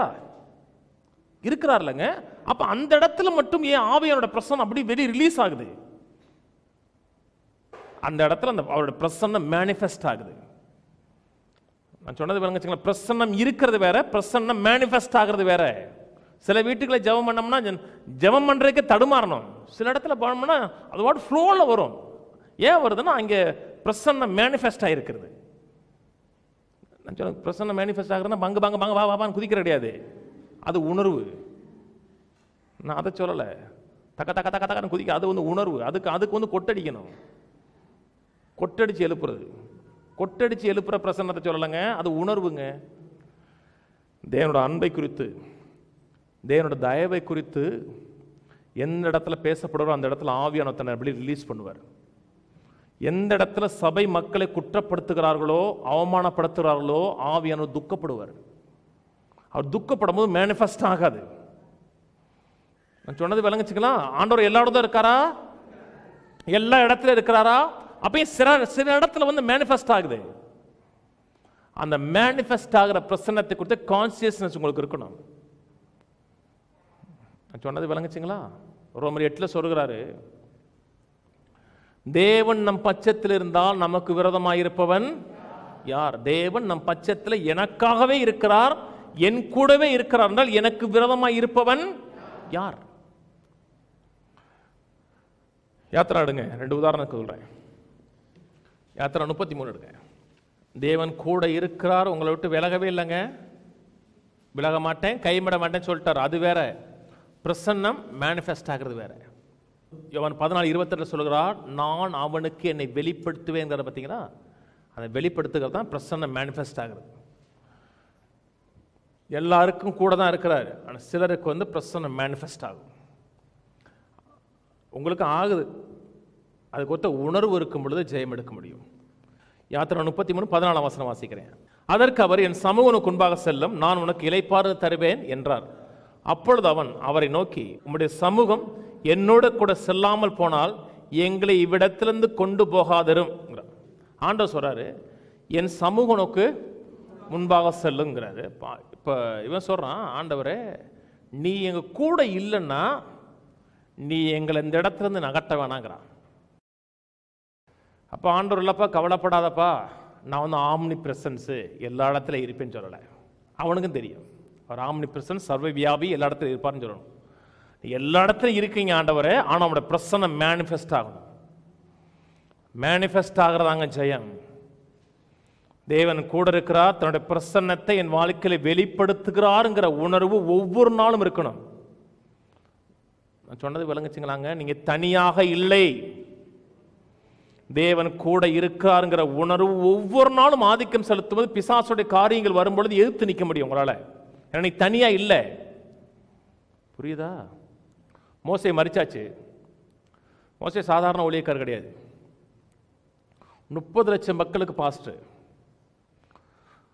30 லட்சம் கீழ்ப்படுகிற மக்களுக்கு பாஸ்டர் இல்ல, 30 லட்சம் கீழ்ப்படியாத மக்களுக்கு பாஸ்டர். அவருக்கு கீழே அசிஸ்டன்ட் பாஸ்டர் இவர் யோசுவா. திடீர்னு மோசே போயிட்டார். மோசே போனாலும் பரவாயில்ல, பாடி இல்லை. எப்படித்தான் நம்பினாங்க தெரியலங்க. இன்னைக்கு நம்ம மக்கள்கிட்ட சொல்லிட முடியுமா, நீ கொன்றுப்படா, கொண்டு புதைச்சிருப்படான்னு இருப்பாங்க. எங்கே கொண்டு போன? நீ மலைக்கு ஒரு கூட போன, பாடி எங்க? நீ எதே திட்டம் போட்டு கொண்டு புதைச்சிட்ட, பாடியை கொண்டு வாங்க. செத்தாலும் சொன்னீங்கள, பாடி எங்கம்மா? அன்னைக்கு எப்படி நம்பிட்டான்? அதே எனக்கு பெரிய ஆச்சரியமா இருக்கு. எப்படி நம்பினானே தெரியல. பாடியை காணனான்னு நம்புறான். அதுக்கப்புறம் அடுத்து அந்த மக்களை காணாதஸ்து கொண்டு போகணும். பெரிய பணிங்க. இன்னைக்கு அநேக ஊழியங்களில் சில ஊழியர்கள் அவங்களுடைய அர்ப்பணிப்பில் தேவனுக்கென்று தேவனை சார்ந்து வாழ்கிற வாழ்க்கையால் ஊழியத்தை நல்லா கொண்டு போயிருக்காங்க. பெரும்பாலான இடத்துல அடுத்த ஜென்ரேஷன் அந்த ஊழியத்தை எடுத்து கொண்டு போல நான் நிறைய இடத்துல பார்த்துட்டேன். அவங்க அப்பா அந்த செஞ்ச ஊழியத்தை அடுத்த ஜென்ரேஷனில் நிறைய இடத்துல சிறப்பாக கொண்டு போல, நிறைய இடத்துல கொண்டு போல. ஒரு சில இடத்துல நல்லா கொண்டு போயிருப்பாங்க. ஜான் ஆஸ்டின் மரித்தார். ஜான் ஆஸ்டின் மரித்ததுக்கப்புறம் ஜோயல் ஆஸ்டின் எங்கள் அப்பா காட்டில் வேற அளவுக்கு போயிட்டார். ஜான் ஆஸ்டின் மிகப்பெரிய தேவ மனுஷன். அவர் விட்டதுக்கப்புறம் அவருடைய பணியை ஜோயல் ஆஸ்டின் வந்து அதை காட்டில் சிறப்பாக கொண்டு போயிருக்காரு. அப்படி கொண்டு போகணும். சில இடத்துல கொண்டு போகலை. இப்போ எனக்கு பெரிய கவலை, அதேரியப்படுகிற நேரம் இப்போ ஆண்டவர் பேசுகிறார். யோசுவாடுங்க, யோசுவா 1:5. யோசுவா 1:5. நீ உயிரோடு இருக்கும் நாளெல்லாம் ஒருவனுக்கு முன்பாக எதிர்த்து நிற்பதில்லை. நான் மோசையோடு இருந்தது போல உன்னோடும் இருப்பேன். நான் உன்ட்டு விலகுவதும் இல்லை, உன்னை கைவிடுவதும் இல்லை. பலன் கொண்டு திடமனதாயிரு, நான் கூட இருப்பேன். என்னுடைய பிரசன்னம் உன் வாழ்க்கையில் மேனிஃபெஸ்ட் ஆகும் சொன்ன உடனே அடுத்து சொல்றாரு, பலன் கொண்டு ஸ்ட்ராங்கா இருந்தார். தேவன் கூட எல்லாரோட இருக்கிறாருங்க. அந்த பிரசன்னம் மேனிஃபெஸ்ட் ஆகுதுல, அது குறித்த உணர்வு உள்ள மனுஷன் ஜெயிக்கிறான். உங்களோட கர்த்தர் இருக்கிறாரா? இருக்கிறார் இல்லையா? வேதம் சொல்றது, யோசேப்போடு கர்த்தர் இருந்தார், அவன் காரிய சித்தி உள்ளவனானான். அவன் அந்த பிரசன்னத்தை குறித்து கான்சியஸ்னஸ் அவனுக்கு இருந்துகிட்டே இருந்துச்சு. தேவன் கூட இருக்கிறார், தேவன் கூட இருக்கிறார், ஜெயிலில் இருக்கிறார், எங்க இருந்தா கூட இருக்கிறார் நினைச்சான். கூட இருக்கிறான்னு நினைச்ச உடனே அந்த பிரசன்னம் மேனிஃபெஸ்ட் ஆகி டாப்ல தூக்கிடுச்சு. மாம்ச பலம் இல்லைங்க. சிம்சோனை குறித்து வேதம் சொல்லுது இல்லையா? சிம்சோன் பெரிய ஜிம்பாடி கிடையாது. ஜிம்பாடியோ பெரிய பாடி பில்டர்னால அவன் செய்யல. அவன் மேல ஆவியானவர் இறங்குறார். இறங்கும் போது அற்புதம் நடக்குது. அது வரைக்கும் ஒருமே நடக்காதுங்க. அவன் மேல ஆவியான தேவ பிரசன்னம் மேனிஃபெஸ்ட் ஆகுது. உடனே அவனுக்கு இயற்கைக்கு அப்பாற்பட்ட போல்ட்னஸ் வருது. அதான் போல்ட்னஸ் ஆங்க. அதெல்லாம் ஒரு இடத்துல இவனை கொல்றதுக்கு சிலர் பேர் இந்த வாசல் பக்கத்தில் ஒளிஞ்சிருக்காங்க. வாசல் பக்கத்தில் ஒளிஞ்சிருக்கான்னு சொன்ன உடனே இவன் அப்படி வாசலையே தூக்கிட்டு போயிடுவாங்க. அவன மனுஷனா? அது வந்து இயற்கையான தைரியமே கிடையாதுங்க. ஒரு பட்டணத்தின் வாசலுங்க. பட்டணத்தின் வாசல் பேக்ல தோட்டம் அவன் பாட்டு மலையில் நடந்து போயிட்டு இருப்பான். அதான் தேவ ஆவியானோட பிரசன்னம் மேனிஃபெஸ்ட் ஆகும்போது உங்களோட இருக்கிறாருங்க. மேனிஃபெஸ்ட் ஆகிறதுக்கு விரும்புகிறார் அவர். நீங்க அந்த கான்சியஸ்னஸ் இருக்கணும். சங்கீதக்காரன் சொல்கிறான், கர்த்தர் வலது பார்சத்தில் இருக்கிறார், நான் அசைக்கப்பட மாட்டேங்கிறான். எங்கே போனாலும் எந்த காரியம் செஞ்சாலும் கூட இருக்கிறார் என்பதை உணருங்க. தனியா இல்லை. இன்டர்வியூ போகும்போதோ, தொழில் ஆரம்பிக்கும் போதோ, ஒரு ஆளை பார்க்க போகும்போதோ, சில நேரத்தில் கூட வாங்கன்னு சொல்கிறோம். யாருக்கு துணைக்கு வாங்குறோம் இல்லையா? அந்த ஆள்னால காலனா பிரயோஜனம் கிடையாது. அவர் வந்து சும்மா நிற்பாரு. ஆனா இவங்களுக்கு ஒரு தைரியம், அவர் நிற்கிறாருன்னு. தேவனே இருக்கிறாருங்க. அந்த பிரசன்னத்தை குறித்த உணர்வு இருக்கட்டும். மூணாவது காரியம், முதல் காரியம் தைரியத்தை அபிவிருத்தி பண்ணதற்கு உங்களை எப்படி காண்கிறீர்கள் பார்க்கணும். இரண்டாவது காரியம் தேவ பிரசன்னத்தை குறித்த விழிப்புணர்வு இருக்கணும். தேவன் கூட இருக்கிறார் என்பதை குறித்த கான்சியஸ்னஸ் இருக்கணும். அந்த உணர்வு இருந்ததென்றால் நீங்க தோல்வியில் வாழவே முடியாது. இயற்கைக்கு அப்பாற்பட்ட தைரியமும் துணிச்சலும் உண்டாக ஆரம்பிக்கும். மூணாவது காரியம் அனுபவம் முக்கியம். தைரியத்துக்கு ஒரு முக்கியமான காரியம் அனுபவம் முக்கியம், எக்ஸ்பீரியன்ஸ் முக்கியம். சில இடத்துக்கு இன்டர்வியூ போகிறோம், எக்ஸ்பீரியன்ஸ் இருக்கான்னு கேட்குறாங்க. அந்த எக்ஸ்பீரியன்ஸ் வச்சு அவன் என்ன செய்ய போகிறான்? அவன் தான் சொல்லிக் கொடுக்க போகிறான். என்னங்க, அவன் தான் எப்படி செய்யணுங்கிறது அவன் தான் சொல்லிக் கொடுப்பான். ஒரு சிஸ்டமே பண்ணால் அவன் உங்களுக்கு தெரியாத காரியத்தை அவன் சொல்லிக் கொடுப்பான். ஏன் எக்ஸ்பீரியன்ஸ் சொல்கிறான்னா, எக்ஸ்பீரியன்ஸ் உங்களுக்கு தைரியத்தை கொடுக்கும், போல்ட்னஸ் கொடுக்குங்க. படித்த உடனே அப்படி டாப்பில் போக முடியாது. இன்னைக்கு ரொம்ப பேருக்கு பிரச்சனை அதான். படித்த உடனே பெரிய ஆக முடியும், படித்த உடனே டாப்பில் போயிடணும், பெரிய ஆள் ஆயிடணும், அப்படி ஆக முடியாது. படித்த உடனே உங்களுக்கு எக்ஸ்பீரியன்ஸ் வேணும், அனுபவம் வேணுங்க. ஒவ்வொரு அனுபவம் உங்களுக்கு தைரியத்தை ஏற்படுத்தி கொடுக்குங்க. ஒரு அனுபவம் வருதா உங்களுக்கு துணிச்சல் உண்டாக்கி கொடுக்கும். 1 சாமுவேல் 17 கோலியாத்தை பார்க்குறான். எனக்கு பிடிச்ச சம்பவம் அது. தைரியமா பேசுறாங்க. தைரியம்னா அவன் பேசுற தைரியமும் துணிச்சலையும் பார்த்து ராஜா ஆடிட்டான். சாதாரண காரியமாங்க. ஒரு ராணுவம் சந்திக்க பயப்படுகிற ஒரு மனுஷனை சந்திக்க போறாங்க. ஒரு மிலிட்டரி, இவங்கெல்லாம் யுத்த களத்தில் ட்ரெயின் பண்ணப்பட்டவர்கள். அவன் போய் சொல்றான், நான் அடிப்பேங்கிற உடனே சவுல் சொல்றாரு, நீ சிறு பிள்ளையா இருக்கப்பா, அவன் சிறு வயதுல இருந்து யுத்த வீரன் பாங்கிற, நீ சின்ன பையன், 17 வயசு அவனுக்குங்க. அவ்வளவு பெரிய கோலியாத்தை அடிக்கணும்னு சொன்ன உடனே இவன் நம்பி அவனை விடுறாங்க. ஏன்னா இவன் தோத்துட்டானா முழு இஸ்ரேல் தேசமே அடிமையா மாறிடும். ராஜா போல்டா விடுறான். ஏன்னா அவன் பேசின பேச்சு, அந்த பேச்சு அவ்வளவு ராஜாவே அசந்த அளவுக்கு பேசுறாங்க. எப்படி அந்த தைரியம் வந்துச்சுன்னா சொல்றான், இதுக்கு முன்னாடி ஒரு கரடி அடிச்சேன், ஒரு அனுபவம் தானே கொஞ்சம் தைரியம் கூடுது. அடுத்து ஒரு சிங்கத்தை அடிச்சேன், இன்னும் தைரியம் கூடுது. இதுவரைக்கும் 2 அடி அடிச்சிட்டோம்னா இவனை அடிக்க முடியாதா? அதான் தைரியம். தைரியம் ரொம்ப அவசியங்க. வாழ்க்கை ஒரு சின்ன பிரச்சனை இருக்கா, உடனே யார்கிட்ட போய் கொஞ்சம் உதவி கேட்கறீங்களா, கடன் கேட்காதீங்க. கர்த்தரை நம்பி அதுல காரியத்தை ஜெயம் எடுத்து பாருங்க.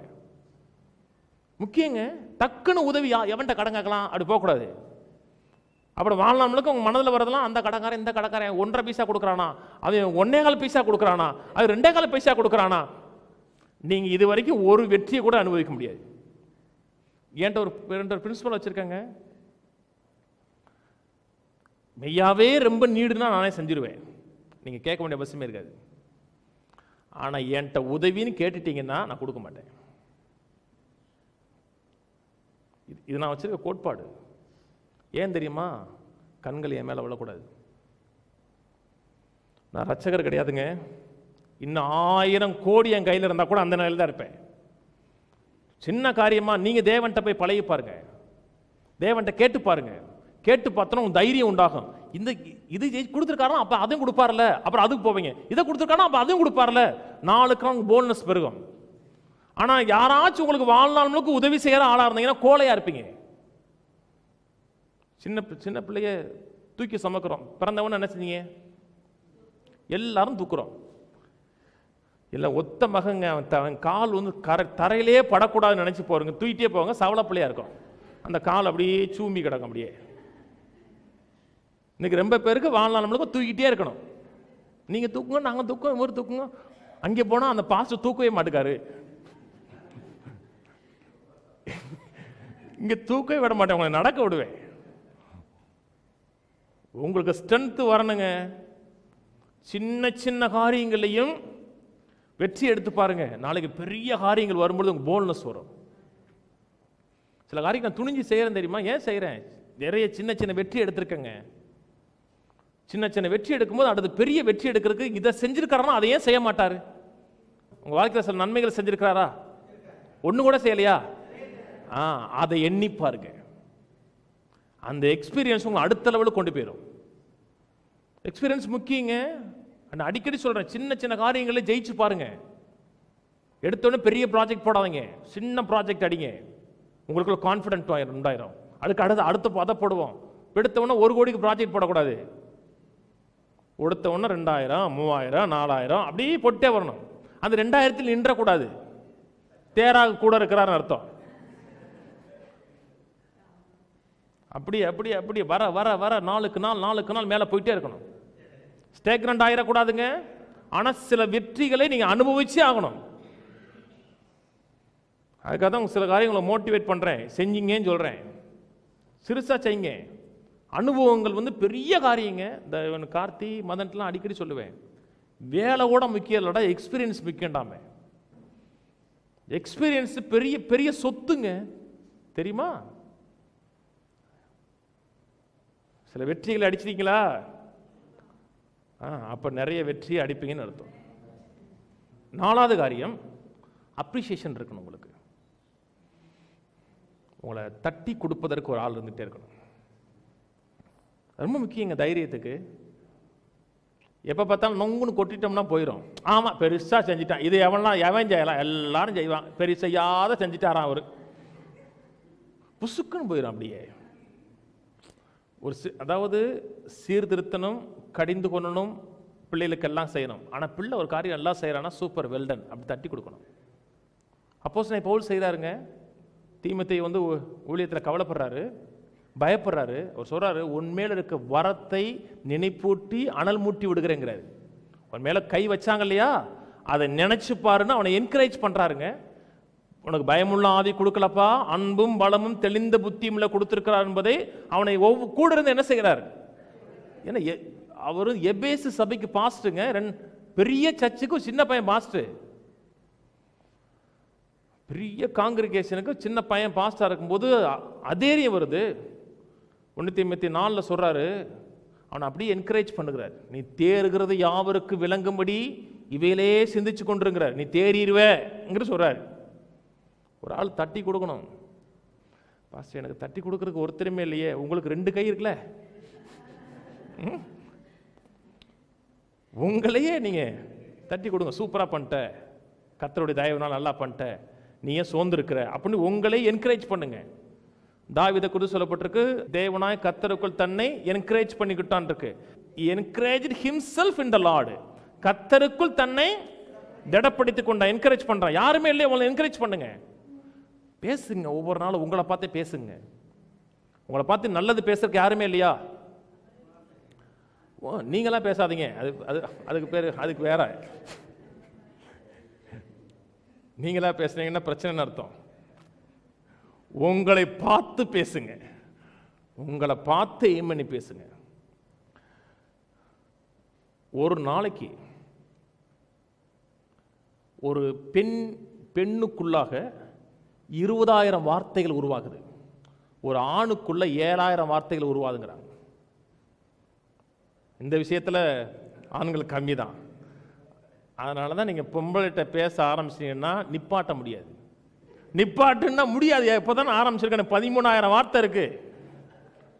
நீ 7,000 வார்த்தையை படக்குன்னு பேசி முடிச்சிருவ. இன்னும் 13,000 பேசணும்ல.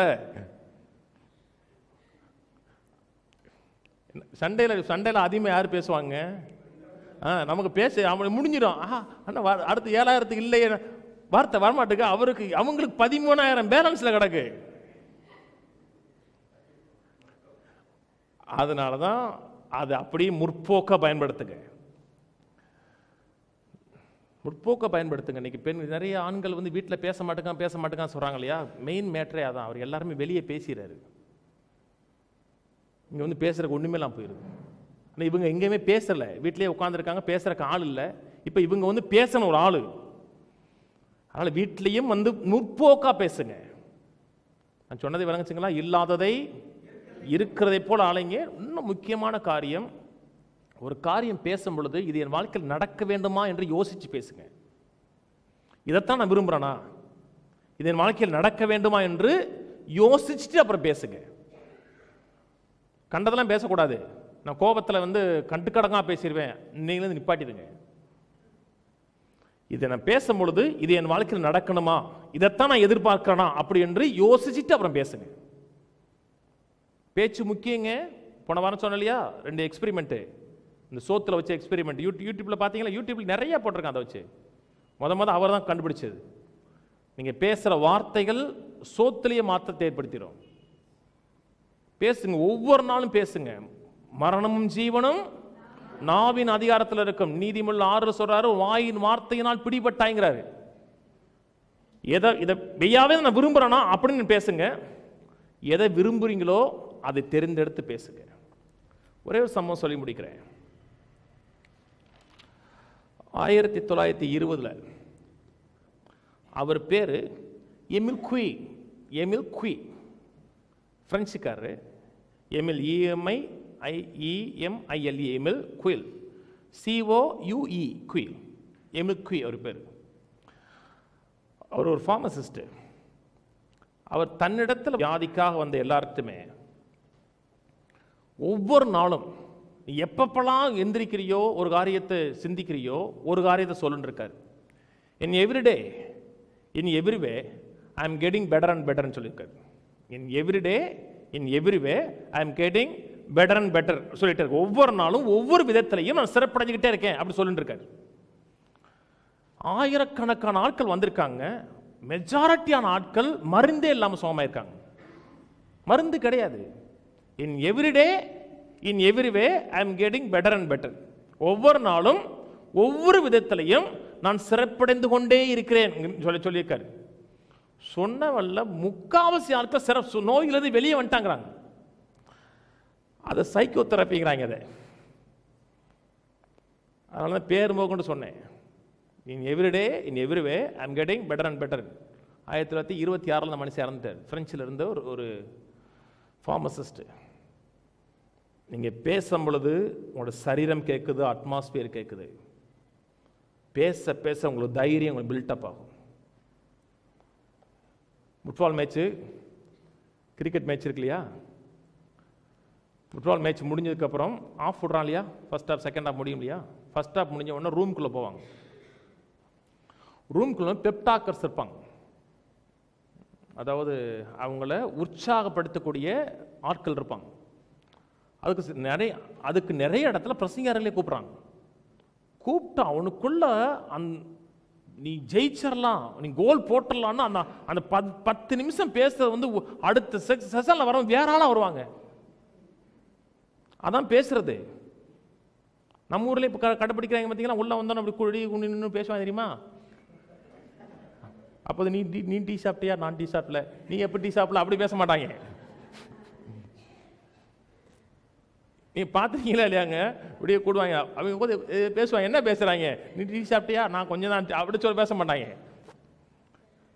அந்த மேட்சை பற்றி ஒருத்தன் வந்து போல்டாக பேசுவான். ஜெயிச்சிடலாம், அடிச்சிடலான்னு பேசுவான். யாருமே பேசலைன்னா நீங்கள் பேசுங்க.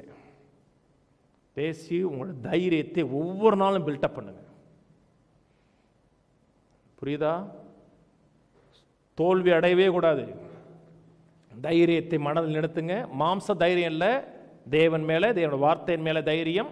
அதிக பலனுக்கு எதுவான தைரியத்தை விட்டு விடாதிருங்கள். அடுத்த வாரம் தொடருவோம். எழுந்து நிற்போம். நல்லா கவனிங்க. இதை நான் பேசுகிறது சபை மக்களுக்காகவே பேசுகிறேன். சபை மக்கள்னா உலகளாவிய இருக்கிற சபை மக்களுக்காகவே பேசுகிறேன். தேவனுடைய நாமம் இந்த உலகத்தில் மகிமைப்படணும். நாம இல்லாமல் தேவன் செயல்பட முடியாதுங்க. தேவன் இல்லாமல் நாமும் செயல்பட முடியாது.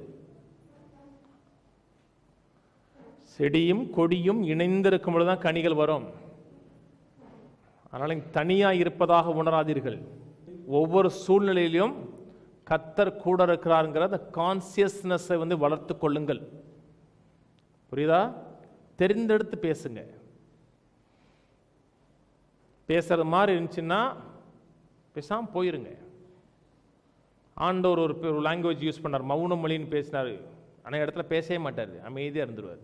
பேச முடியல, அமைதியாக இருந்தாங்க. அதுக்கு எப்போவுமே அமைதியாக இருந்துறாங்க. உங்கள் வீட்டுக்காரர் பேசும்போது நீ அமைதியாக இருந்தீங்கன்னா என்னடா என்னடி என்ன பேசிகிட்டே இருக்கேன் கம்முன்னு இருக்கேன்பா. நல்லதை பேசுங்க. தெரிந்தெடுத்து பேசுங்க. சூழ்நிலைகளை மாற்றி அமைக்கணும். அந்த கெப்பாசிட்டி ஆற்றல் உங்களுக்குள்ள இருக்கிறது. நீங்கள் தனியாக இல்லை. ஜெபம் பண்ணுவோம். பிதாவே, உம்மை துதிக்கிறோம், உம்மை ஸ்தோத்திரிக்கிறோம். வந்த மக்களுக்காக நன்றி. கேட்ட சத்தியங்களுக்காக கண்டு செலுத்துகிறோம். ஒரு இடத்துல நிற்கிற ஜனங்கள் அல்ல, தொடர்ந்து முன்னேறி போகும்படியாக கூட இருக்கிற தேவனை குறித்த உணர்வு, தைரியம் எங்களை ஆளுகை செலுத்தட்டும். உடைய தயவுள்ள கரம் எங்கள் மேலே நன்மைக்கு எதுவாக இருக்கட்டும்.